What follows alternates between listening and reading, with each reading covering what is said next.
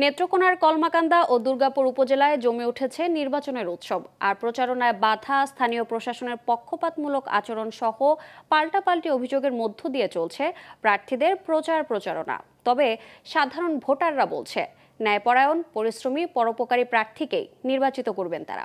এদিকে নির্বাচন কমিশনের দাবি, নির্বাচন হবে সুষ্ঠু পরিবেশে। নেত্রকোনা থেকে রাজীব সরকারের তথ্যচিত্রে ডেস্ক রিপোর্ট।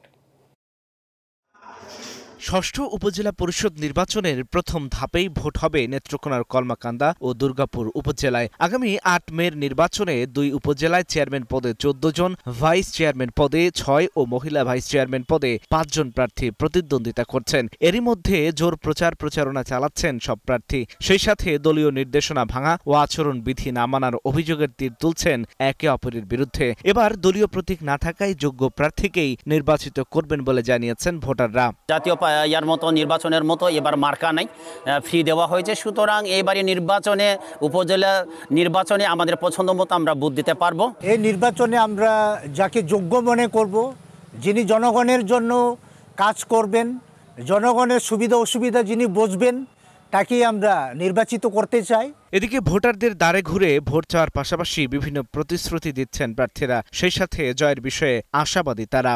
মাদক মুক্ত সমাজ ব্যবস্থা করতে চাই, সন্ত্রাস মুক্ত সমাজ ব্যবস্থা করতে চাই, কিশোর গ্যাং মুক্ত মাদক সমাজ ব্যবস্থা করতে চাই।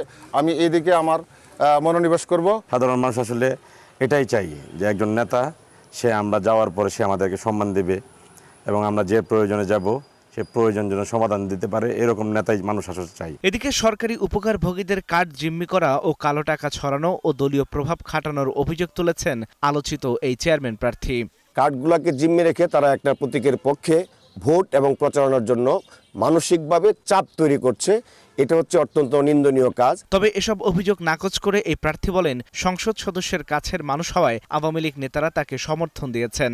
সাধারণ মানুষের সহযোগিতা পর্যাপ্ত পাচ্ছে বিধায় একটা মহল আমাকে বিভিন্নভাবে মিডিয়ার মাধ্যমে এবং বিভিন্ন প্রক্রিয়া করে আমাকে মানুষের অপপ্রচার করছে।